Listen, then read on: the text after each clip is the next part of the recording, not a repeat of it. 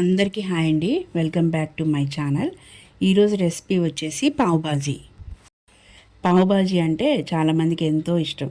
ఇది దేశంలో ఎక్కడికి వెళ్ళినా రోడ్లపైన కనిపిస్తూనే ఉంటుంది. అయితే చాలామంది ఇది ఇంట్లో చేసుకునే పదార్థం కాదులే అని బయటికి వెళ్ళి తింటుంటారు. కానీ నీట్గా లేని ప్రదేశంలో ఏవేవో పదార్థాలతో ఏ చేతులతో చేస్తారో తెలియని ఆహారం తినడం ఎందుకు చెప్పండి. ఇంట్లోనే కాస్త ఓపికగా చేసుకుంటే టేస్టీగా హెల్తీగా బయట దొరికే వాటికంటే బెస్ట్ పావుబాజీని రెడీ చేసుకోవచ్చు. అలాగే ఈ పావుబాజీ మేకింగ్ కూడా చాలా ఈజీగా ఉంటుందండి. నెక్స్ట్ బండ్ల మీద దొరికే దానికన్నా చాలా టేస్టీగా ఉంటుంది. సో ఈ పావుబాజీని ఎలా చేసుకోవాలి, కావాల్సిన ఇంగ్రీడియంట్స్ ఏంటి ఇప్పుడు చూసేద్దాం.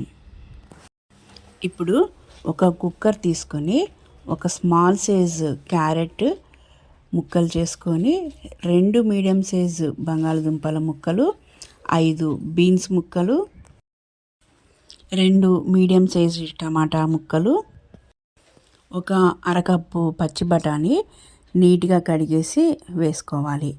ఇప్పుడు ఈ ముక్కలన్నిటిలోకి ఒక పావు లీటర్ అన్ని వాటర్ పోసుకొని స్టవ్ పైన పెట్టేసుకోవాలి. వీటిలో కావాలంటే కాస్త సాల్ట్ కూడా వేసుకోవచ్చండి, లేకపోయినా పర్లేదు.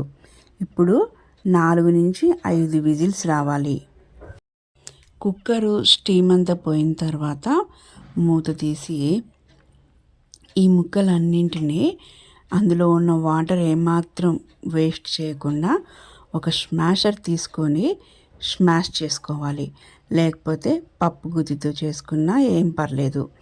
ఇవన్నీ బాగా స్మాష్ చేసుకోవాల్సిన అవసరం లేదండి, ఎందుకంటే కర్రీ చేసే ప్రాసెస్లో మళ్ళీ మనం చేస్తాము. సో వీటన్నింటినీ పక్కన పెట్టుకోవాలి. ఇప్పుడు ఒక బాండీ పెట్టుకొని 1 లేదా 2 టేబుల్ స్పూన్ల బటర్ వేసుకొని 1 టీ స్పూను జీలకర్ర వేసి చిటపటలాడించాలి.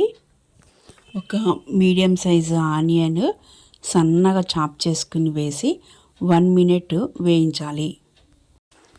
తర్వాత ఒకే ఒక్క గ్రీన్ చిల్లీ సన్నగా చాప్ చేసుకుని వేసి ఇది కూడా ఒకసారి కలిపి 1 టీ స్పూను అల్లం వెల్లుల్లి పేస్ట్ వేసి పచ్చివాసన పోయే వరకు వేయించుకోవాలి. పచ్చివాసన పోయిన తర్వాత ఒక క్యాప్సికమ్ హాఫ్ ముక్క చాలండి సన్నగా చాప్ చేసుకుని వేసి లో ఫ్లేమ్లో పెట్టుకొని వేయించుకోవాలి. తర్వాత సరిపడా సాల్ట్, హాఫ్ టీ స్పూన్ పసుపు, 2 tablespoons pav bhaji masala powder, half tablespoon ధనియా పౌడరు, 1 టేబుల్ స్పూను కారం వేసుకొని వేయించుకోవాలి. ఇప్పుడు మనం ముందే రెడీ చేసి పెట్టుకున్న వెజ్ మిక్చర్ని వేసి ఒకసారి కలిపి కాసిన వాటర్ అంటే 1 కప్పు సరిపోతుందండి. ఈ వాటర్ని కలిపి ఒకసారి కలిపేసి లో ఫ్లేమ్లో ఒక 10 మినిట్స్ అలా కుక్ అవ్వనివ్వాలి. తర్వాత మనకు నచ్చినంత క్రీమీగా స్మాష్ చేసుకోవాలి. ఇప్పుడు స్మాష్ చేస్తేనే ఈ వెజ్ మిక్చరు మంచి టేస్ట్ వస్తుందండి.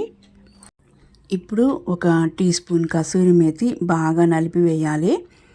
తర్వాత కొత్తిమీర, 1 టేబుల్ స్పూన్ బటరు, 1 నిమ్మ చెక్క పిండి కలిపేసి పక్కన పెట్టుకోవాలి. అంతే అండి, టేస్టీ మసాలా కర్రీ అయితే రెడీ అయిపోయింది. ఇప్పుడు ఒక బాండీ కానీ దోశ పెనం కానీ పెట్టుకొని 1 టేబుల్ స్పూన్ బటర్ వేసి బ్రెడ్ని వేయించుకోవాలి. ఈ బ్రెడ్ని సగానికి కట్ చేసి వేయించుకోవాలి. అన్ని వైపులా చక్కగా కాల్చుకోవాలండి దగ్గరుండి, లేకపోతే మాడిపోతుంది వెంటనే. సో ఈ బ్రెడ్ని చక్కగా వేయించుకున్న తర్వాత సర్వ్ చేసుకోవడమే. ఈ బ్రెడ్స్ అన్నీ ఒకేసారి వేయించుకోకుండా మనకి ఎప్పుడైతే కావాలో అప్పుడే వేడివేడిగా మనం రెడీ చేసి పెట్టుకుంటే పావుబాజీ మసాలా చాలా బాగుంటుందండి. అంతే, మంచి టేస్టీ అయిన హెల్దీ అయిన పావుబాజీ రెడీ అయిపోయింది. చూసారు కదా ఎంత ఈజీగా చేసుకోవచ్చో. సో నా వీడియో మీకు నచ్చినట్లయితే ప్లీజ్ లైక్, షేర్, సబ్స్క్రైబ్. మరిన్ని వీడియోస్తో మళ్ళీ కలుద్దాం. Thank you.